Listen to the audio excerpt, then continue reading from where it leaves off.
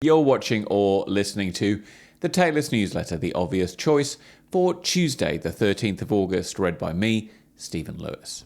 You can get your copy directly to your inbox from taylist.agency/newsletter. All links are in the show notes. Her dad wanted her to fail, and he was right.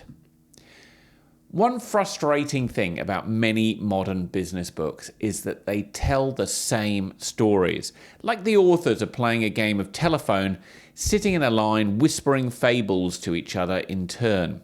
I'm often enjoying a business book only to be jarred by the author lazily using Apple, a company they've neither worked in nor for, to prove a point. The Apple story is like the Bible. It proves anything you want it to prove. Design is everything. Your customers will buy for your why. Businesses need megalomaniacs at the controls. Your business should only have 3 products. Your business can have dozens of slightly different products, as long as they're well designed. Sometimes you get new information from the author and it's an electric delight. Like when I read recently how Apple employees had campaigned cleverly for months to persuade Steve Jobs to consider making a phone. Normally, the story goes that Jobs walked into the office one day, drew a rectangle with a small circle at the bottom, thrust it at the team and said, "Make it." Another story that does the rounds of business books is Spanx. Spanx, I'm guessing you know, is an American underwear company. The Spanx story is usually told as an example of a good idea coming to someone with brains, pluck, and resourcefulness to run with it. It's motivational or chiding, depending on your reading. See, you could do that.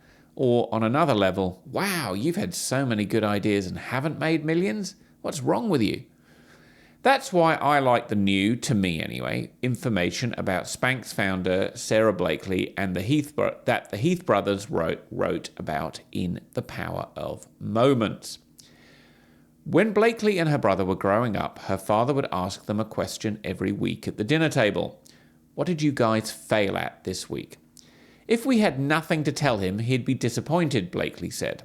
The logic seems counterintuitive, but it worked beautifully. He knew that many people become paralyzed by the fear of failure. They're constantly afraid of what others will think if they don't do a good job, and as a result, they take no risks. My father wanted us to try everything and feel free to push the envelope. His attitude taught me to define failure as not trying something I want to do instead of not achieving the right outcome. I love that question, so I'll paraphrase it and ask you, what have you failed at recently? Stephen. P.S. If you're ready to invest in yourself, Taylist has some training opportunities coming up as soon as this evening. Yes, You, How to Convince and Convert Clients with Magnetic Messaging runs this evening, my time, and on Thursday morning, my time again, possibly Wednesday for you. ChatGPT Mastery runs again on 30th of August. Newsletter Magic will run in October with dates to be announced soon. You can put yourself at the top of the waiting list here.